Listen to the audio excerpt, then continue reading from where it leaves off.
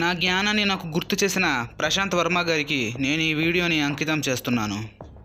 రామాయణం మనుషుల మనసుల్లో ఎప్పటికీ చెరగని ఒక గొప్ప ఇతిహాసం.